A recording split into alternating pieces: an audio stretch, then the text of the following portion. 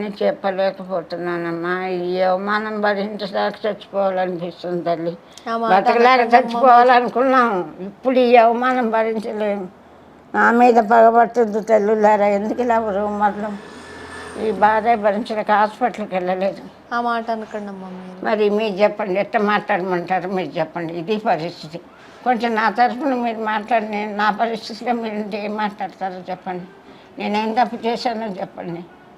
ఆర్టిస్ట్గా ఎవరంత ఇస్తే అంత అబ్బా బాగా చెప్పారమ్మా, మీకు మేము చెప్పాలా, డైలాగ్ ఎట్లా చెప్పాలో చెప్పండి డైరెక్ట్గా. మోస్ట్ ఆడియన్స్ కాదు, మా అమ్మాయి తిడుతుంది. నువ్వు ఎంత పెద్ద సన్మానాలు చేయించుకొని ప్రెసిడెంట్ దగ్గర చెప్పండి సార్ అనబట్టే వాళ్ళు డబ్బులు కొడుతున్నారు, ఎందుకు నువ్వు అట్లా చేతులు నడుచుకొని నేళ్ళు ఎక్స్పీరియన్స్ పెట్టుకొని అని తిడుతుంది మా అమ్మాయి. నేను ఎప్పుడు కూడా డైరెక్టర్కి విలువ ఇస్తా, ప్రొడ్యూసర్కి విలువ ఇచ్చి సార్ చెప్పండి సార్ డైలాగ్ ఎలా చెప్పాలో చెప్పండి అంటారు ఎప్పటికీ, ప్రతి సీన్కి కూడా. ఊరుకుండమ్మా, మీకు మేము చెప్పటం ఏంటి, మీకు తెలుసులో చెప్పండి అనేసి వెళ్ళిపోతారు వాళ్ళు. అంత విలువ ఇచ్చారు. అందరికీ నమస్కారం. చాలామంది సాయం చేశారు, కానీ భగవంతుడు పావల శ్యామల నిక్నేం వచ్చింది. కానీ సౌకర్యానికి సుత్తి వేలు అంటే సినిమాలు అందరూ చూస్తారు కాబట్టి ఆ నిక్నేములు వాళ్ళకి తెలుస్తుంది. నాటక రంగం చిన్నది, ఎక్కువ మంది చూడు. ఇప్పుడు అసలు అందరూ మర్చిపోయారు. ఈ టీవీ సీరియల్స్ వచ్చాక సెల్లులోనే సీరియల్స్ ఇస్తున్నారు, సెల్లులోనే సినిమాలు చూస్తున్నారు. టైం మారిపోయింది. భయంకరమైన నిజాలు చూస్తున్నాం బయట. మీకు తెలియనే ఉంది. 3 నెలల పిల్లని 6 నెలల పిల్లని పాడు చేస్తున్నారు అన్న చదువుతుంటే ప్రాణం ఇంత మారిపోయిందా కాలం అనిపిస్తుంది. శ్యామల గారు, నాకు అర్థమైంది మీరు ఇంటర్వ్యూ ఎందుకు ఇవ్వనన్నారు అని. ఇవ్వనంటున్నారేంటి, మాట్లాడితే కొద్దిసేపు బాగుంటుంది కదా అనిపించింది. కానీ మీరు మాట్లాడాక మీ వేదన, మీ బాధ అర్థమవుతుందండి. మాట్లాడలేము అంటే ఇంటర్వ్యూస్ ఇవ్వడం వల్ల జరిగే ఉపకారం కన్నా నష్టమే ఎక్కువగా, అపకారం ఎక్కువగా ఉంది కాబట్టి ఇంటర్వ్యూస్ కూడా ఇవ్వనన్నారు. చాలా మళ్ళీ చెప్తున్నాను, చాలా బ్రతిమలు ఆడితే అప్పుడు ఇచ్చారు. బట్ మీరు దేవుడు అనుకోకండి, మీరు గొప్పవారు కాబట్టి ఇంకా మీరు అలా అడగరమ్మా, ఇంకెవరు అడగరమ్మా, ఇంటర్వ్యూ అడగరు. నువ్వు ఎందుకు ఇంకా బతుకున్నావు అని అడుగుతారు, కానీ మీరు కాబట్టి అడిగారు. తప్పు అట్లా ఇప్పుడు అన్ని వీడియోలు చూశారు, అన్నింటిలో ఏడుస్తూనే ఉన్నా, అన్నింటిలో కష్టాలు చెప్పుకున్నా. ఆరిపోయింది గ్రామ పనులు రికార్డులాగా, అదే బెటర్. ఇంకా కొత్త మ్యాటర్ నా దగ్గర ఏం లేదు. నేను హ్యాపీగా ఉన్నా. 10 లక్షలు మహేష్ బాబు పంపించాడు, 20 లక్షలు రామ్ చరణ్ పంపించాడు. నేను నాకు బిడ్డ ట్రీట్మెంట్ చేసుకుని ఆగున్నామని చెప్పలేను కదా. వాళ్ళన్న వాళ్ళు ఇంత ఇచ్చారు, దానివల్ల కష్టాలు తీయని చెప్పే అవకాశం నాకు లేదు. ఇదే ప్రతి ఇంటర్వ్యూలో ఇవ్వటం ఎందుకు చెప్తారు ప్రేక్షకులకి? ఏమన్నా చెప్తారా? మీరు చెప్పండి, ఏం చెప్తే బాగుంటుందో నాకు కొంచెం నా సలహా ఇవ్వండి. నాకు తోచట్లేదు ఏం చెప్పాలో. మీరేమీ చెప్పక్కర్లేదు. ఎవరైతే చూస్తున్నారో, ప్రత్యక్షంగా చూస్తున్నారు. నువ్వు చెప్పమ్మా, మీరు చెప్పండి, నాకు ఐడియా ఇవ్వండి. ఏం చెప్తే ప్రేక్షకుల మనసు కదిలిస్తారో, ఏం చెబితే ఇండస్ట్రీ కదిలిపోతుందో, ఏం చెబితే ఎవరి మనసు కదులుతుందో, ఎవరు మమ్మల్ని కాపాడుతారో, ఎవరు మాకు ఆత్మహత్య చేసుకోకుండా రక్షిస్తారో మీరు చెప్పండి. మీరు చెప్పినట్టే నేను చెప్తాను. ఏం చెప్తే ఎవరి మనసు కదులుతుందో చెప్పండి. ఏం చెప్పాలో చెప్పండి, మీరే చెప్పండి. నా నాలెడ్జ్ పోయింది. 50 ఏళ్ళ ఎక్స్పీరియన్స్ పనికి రావట్లే, నా టాలెంట్ పనికి రావట్లే, నా సీనియారిటీ పనికి రావట్లే. 50 ఏళ్ళు నా అవార్డులు పనికి రావట్లే. మీరు చెప్పినట్టు చెప్తాను.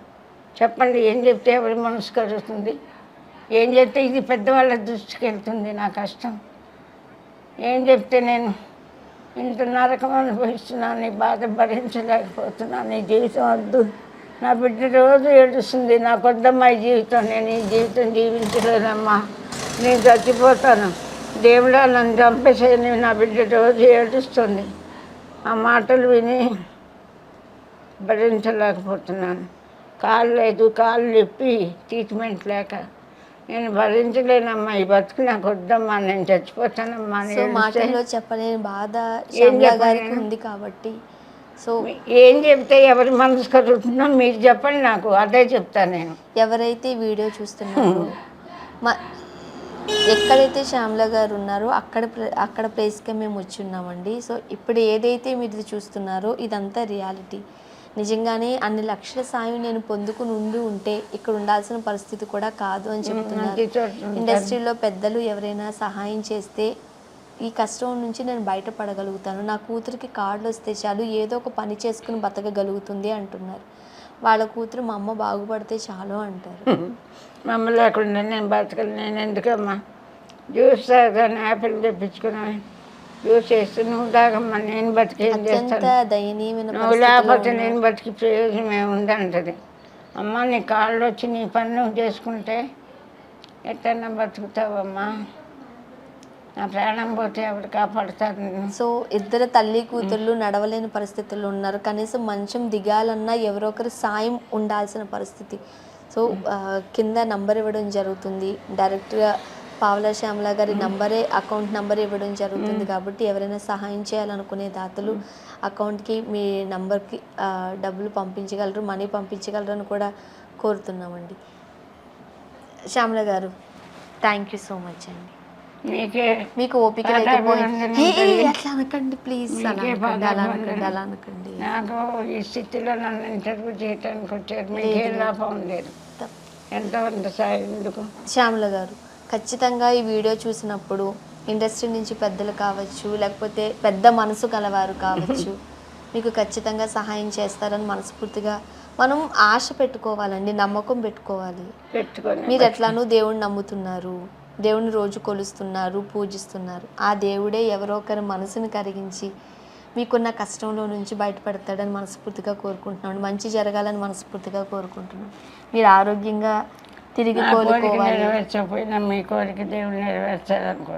దేవుడు నాకు లక్షాధికారిని అయిపోవాలి, కోట్లు రావాలంటే కంటే పక్క స్వర్ణ గారికి బోళ్ళు రావాలి, బాగుండాలని కోరుకుంటే కాపాడుతాడంట. తనకంటే ఎదుటి వాళ్ళు బాగుండాలని కోరుకుంటే వాళ్ళని తప్పకుండా దేవుడు కాపాడుతాడట. అలాగే నేను మీ క్షేమం, మీ సంతోషంగా ఉండాలని కోరుకుంటున్నాను. మీరు మాకు నమస్కారాలు పెట్టకూడదు, దీవించాలి. మీకు మంచి మనసుకు, మీ వయసుకు కాదు, మీకంటే పెద్దదాన్ని నేను ఒప్పుకుంటాను. మీలాగా యంగ్ కదా, అందంగా నేను ఒప్పుకుంటాను. మీరు చాలా అందంగా ఉన్నారు, మంచి మనసు ఉంది. మీ మంచితనానికి నమస్కారం పెడుతున్నాను. థ్యాంక్ యూ సో మచ్ అండి శ్యామల గారు. ఇంత కష్టంలో మాట్లాడలేని టైంలో కూడా లేచి మాతో చాలాసేపు మాట్లాడారు, మీ కష్టం మాతో పంచుకున్నారు. ఇది వృధా పోదా అని ఆశిస్తున్నామండి, నమ్మకం పెట్టుకున్నామండి. దేవుడు ఖచ్చితంగా మీకు సహాయం చేస్తారు, పెద్ద మనసున్న మనుషులను మీకు సహాయం చేయడానికి పంపిస్తారు. థ్యాంక్ యూ అండి. మరి ఏ లెక్కలు ఇస్తున్నారు 50,000 నాకు అస్సలు తెలియదు. డైరీ ఇవ్వడము, వాళ్ళ నంబర్స్ ఏమీ లేవా మీకు? వాళ్ళు కార్డు ఇవ్వలేదు, కార్డు ఇవ్వలేదా, బుక్ ఇవ్వలేదు, అసలు నా గురించి ఒక్క ఫోన్ కూడా ఎవరు చేయలే. ఆవేళ ఆవిడ మాట్లాడిన మాటలు జరిగినది భగవంతుడి సాక్షిగా ఇంకా నా దగ్గర రుజువు లేదు నాకు. మా అమ్మాయికి మీరు ఇంత కష్టంలో ఉన్నప్పుడు డబ్బులు 6,000 వేస్తున్నారని మీరే చెబుతున్నారు కాబట్టి ఎవరితోనన్నా మాట్లాడొచ్చు కదా అని. ఎవరి నెంబర్ లేదు నా దగ్గర, ఎవరు ఇవ్వలేదు, బుక్ ఇవ్వలేదు. అసలు నేను మెంబర్ అయిన కార్డు ఇవ్వాలా, మెంబర్ అయిన కార్డు ఇవ్వాలా, పంపిస్తామని ఆవేళ వచ్చినప్పుడు చెప్పారు. కొండా సురేష్ గారట, ఆయన ఎవరు, ఆయన ఇదివరకు సినిమా మ్యాగజైన్కి ఆయన తెలుసు నాకు. ఆయన నెంబరు లేదు నా దగ్గర, ఫోన్ చేస్తే 2 సార్లు తీయలే. ఇంకెవరి నెంబరు లేదు నా దగ్గర. శైలజ అని మూవీ ఆర్టిస్టు, ఆవిడ సీరియల్లో వేస్తుంటారు, ఆవిడ నెంబర్ ఉంది మరి వాట్సాప్లో. ఆవిడకి 10 సార్లు చేశా, ఒకసారి తీసింది తీయలేదు, ఒకసారి తీసామని నేను షూటింగ్లో ఉన్నాను అనేసి పెట్టేసింది. ఇంకా ఈ అసలు మాట కూడా మాట్లాడుకున్నా. తర్వాత మళ్ళీ ఇంకోసారి చేశా, తీయలే.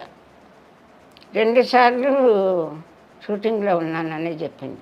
ఇంకెవరి నెంబర్లు లేవు నా దగ్గర, ఆవిడ ఒక్క నెంబరే వాట్సాప్లో వచ్చింది, అది చూసి చేశాను. ఇక మాదాల రవి గారి నెంబర్ కూడా నా దగ్గర లేదు, డిలీట్ అయిపోయింది. ఎవరి నెంబర్ నాకు తెలియదు, ఎవరు ఏ పదవిలో ఉన్నారో నాకు తెలియదు. నాకెవరు ఫోన్ చేయలేదు. 6,000 మాత్రం ఎట్లా ఇస్తున్నారో నాకు తెలియదు. పెన్షన్ ఇస్తున్నారా, క్రమంగా ఇస్తున్నారండి 6,000? ఒక్కోసారి నా సెల్లుకి రావట్లే, మరి బ్యాంక్ వాళ్ళు తీయట్లేదు. ఏమన్నమ్మా ఇప్పుడు కొన్ని మన దాకా వచ్చినాయి, తర్వాత రాలేదు అని ఒకసారి చెప్తారు, వచ్చినాయని ఒకసారి చెప్తారు. ఇదివరకు పాత సీఎం గారు కేసీఆర్ గారు 10,000 పెన్షన్ ఇచ్చేవారు.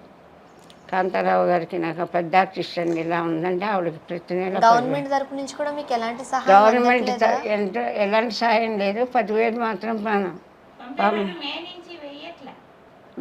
కొన్నాళ్ళు పంపించారు. ఇప్పుడు రేవంత్ రెడ్డి గారు గవర్నమెంట్ వచ్చింది, వృద్ధాప్య పింఛన్, ఆయనకి ఎవరు చెప్పేవాళ్ళు ఎవరు ఆయనకి.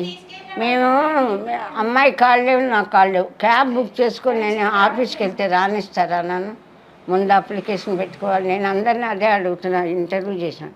సీఎం గారి పరిచయం చేయండి, మమ్మల్ని తీసుకెళ్ళి ఇట్లా కార్లో ఉందండి, నడవలేదు, పెద్ద ఆర్టిస్టు ఇలాగని చెప్పి మీరు చెప్పండి. ఆయన ఏమన్నా పెద్ద సాయం సీఎం ఫండ్ రిలీజ్ నుంచి చేస్తే అమ్మాయి కాళ్ళు బాగు చేయించుకుంటానే. మాకు అంత శక్తి లేదమ్మా. మొన్న ఒకళ్ళు ఇంటర్వ్యూ అడిగితే ఇదే అడిగింది మా అమ్మాయి, మీకు ఇన్ఫ్లుయెన్స్ ఉందా అమ్మ, సీఎంకి పరిచయం చేస్తారా మా అమ్మ గురించి అని అడిగింది. వాళ్ళు మళ్ళీ ఇంటర్వ్యూకి రావడం మానేశారు. అంటే ఇప్పుడు వృద్ధాప్య పింఛన్ ఇవి కూడా ఇస్తున్నారు కదా. ఏం నేను వెళ్ళి అడగలేనమ్మా ఎవరి దగ్గరికి. నాకు దిల్రాజు గారు చాలా అభిమానంగా చూసాం నా పట్ల. ఇదివరకు ఒకసారి రాజా రవీంద్ర గారు చెప్పారు, రాజమండ్రిలో దిల్రాజు గారు సినిమా శతమానం భవత ఏదో సినిమాకి సరిగ్గా గుర్తులేదు. అప్పుడు ఆయనే ఫోన్ చేశారు నాకు, దిల్రాజు గారు. రాజా రవీంద్ర గారు చెప్పారట, శ్యామల గారు ఇట్లా ఇబ్బందులు ఉన్నారు, ఆఫర్స్ లేవు, వాళ్ళ అమ్మాయికి బాగాలేదు, పాప మంచి ఆర్టిస్ట్ ఆవిడ, స్టేజ్ ఆర్టిస్టు ఇలా అని చెప్తే ఆయన ఫోన్ చేశామ్మా దిల్రాజుని, రాజా రవీంద్ర చెప్పారు మీ గురించి, నేను నెలకు 15,000 పంపిస్తాను మీకు అని చెప్పి ఫోన్ చేశారు. అవన్నీ మేనేజర్కి చెప్తాను, వాళ్ళే పంపిస్తారు మీకు అని. పంపల, ఒక్క నెల కూడా పంపలేదు. ఒక్క నెల కూడా పంపలా. ఒకసారి నేనే వెళ్ళా ఆఫీస్కి, వెళ్తే మేనేజర్ అంటే లోపల ఆయన బిజీగా ఉన్నారు, ఆయనతో మాట్లాడడానికి లేదు అని లోపలికి వెళ్ళి 50,000 ఇచ్చారని చెక్ రాసి ఇచ్చారు. ఆయన ఏదో ఒక సినిమాలో చిన్న క్యారెక్టర్, పెద్ద పర్సనల్గా వారితో నాకేం పరిచయం లేదు, కానీ నాకు ఆయన అంటే అభిమానం. ఒక 50,000 ఇచ్చారు అప్పుడు ఎప్పుడో చాలా రోజులు వేషం గురించి వెళ్ళాడటానికి వెళ్తే ఆయన మేనేజర్కి చెప్పి ఆవిడకి 50,000 చెక్ రాసి ఇవ్వండి చెప్పారట. మాట్లాడిన వాళ్ళు ఆయనతో. నేను క్యారెక్టర్ కోసం వచ్చానండి అడుగుదామని. ఆ తర్వాత ఈ రాజా రవీంద్ర చెప్తే నెలకు 15,000 పంపిస్తానన్నారు, కానీ పంపలేదు. 50,000 ఇచ్చారు. వాళ్ళ నెంబర్లో నేను మళ్ళీ ఆయన మీద నమ్మకంతో అదొక్కటే ఆశ ఉంది నాకు. ఆయన చాలా ఈ వ్యాపార సినిమాలు తీసినా మంచి సినిమాలు తీశారు చాలా. ఇంకా అంటే మిగిలిన డైరెక్టర్లు కానీ ప్రొడ్యూసర్లు కానీ ఎవరు మీకు ఇంకా సహాయం చేయలేదు? కొంతమంది ఎవరో 2-3 ప్రొడ్యూసర్ అన్నారు, కానీ పేరు చెప్పలేదు. మనిషిని పంపించారు, 10,000 ఇచ్చారు. చెప్పాను కదా ఇందాక ఇంటర్వ్యూలో. ఆ ప్రభాకర్ గారు డైరెక్టర్, ఆయన పర్సనల్ పరిచయం లేదు నాకు. ఆయన ఒక 25,000 పంపించారు. చాలామంది 2-3 అమ్మాయి కాలు ఆపరేషన్, అప్పుడు ఆ డబ్బులతోనే అమ్మాయి కాలు ఆపరేషన్ చేసి ఇంటికి వచ్చాము. పీజీ జరిపి ఒక నెల రోజులు ఇంత రోజుకు 1,000 రూపాయలు ఇచ్చి, తర్వాత నేను పడిపోయాను, మరి చేయించలేకపోయాను. నాకు ఇది అయిపోయింది, నాకు ప్రమాదం, బతకడం అనుకున్నాను చెప్పారు. మళ్ళీ ఇప్పుడు 3 ఏళ్ళు అయింది పీజీ జరిపి చేయించలేనందుకు. ఇప్పుడు అమ్మాయి కాలు పోటు వచ్చి నొప్పి వస్తుంది బాగా. మళ్ళీ ఆపరేషన్ రాడ్లు వేశారు 3. ఇప్పుడు మళ్ళీ ఆపరేషన్ చేయాలట. ఇప్పుడు నేను బతికేం చేస్తాను, నువ్వు బతికితే కదా నేను బతికేది అంటుంది. అది కాలు లేకుండానే చచ్చిపోవాలా అమ్మ నేను అని ఏడ్చింది ఒకరోజు. రోజు ఏడుస్తుంది, నేను బతకలేనమ్మా. దొరుకుని వెళ్తుంది, ఇక్కడికి దొరుకుని వచ్చి కాఫీ కలుపుతుంది. ఆనందించి అక్కడ పడేసిపోతారు వాళ్ళు. టేబుల్ మీద పెట్టా, పైన పడేసాం కదా. మా అమ్మాయి వచ్చి ఆ గిన్నెలు బౌల్ చేతులు ఇద్దరికి ఎడం చేతులు వణుకుతాయి. ఆ పిల్లకు కూడా ఆరోగ్యం బాగాలేదు, అస్సలు బాగాలేదు. ఏ ఆపరేషన్ అయిన దగ్గర నుంచి ఆ అమ్మాయికి కాళ్ళు వణుకుతాయి. నాకంటే ఎక్కువ కష్టంలో ఉంది అమ్మాయి. రోజు ఏడుస్తూనే ఉంటుంది, చూడలేకపోతున్నాను. ఏదన్నా ఇష్టం పెద్దాం, దాని కష్టాలన్నీ తీరిపోతాయి అనుకుంటాను. ఇవాళ అమ్మాయి పుట్టినరోజు పాపం. నేను చచ్చిపోమని నిన్న తిట్టాను. అమ్మ చచ్చిపోమంది కదా అని పుచ్చుకుంది, అదంతా వాచిపోయి కొరికేసుకున్నాను. అమ్మాయి చచ్చిపోమని ఇంకా నేను ఎందుకని చాకు పెట్టి కోసుకొని పుడుచుకొని నాన్న ఎంత పడింది. నేను బతకలేనమ్మా, ఈ కూలి తినలేనమ్మా, బియ్యం పట్టలేదు.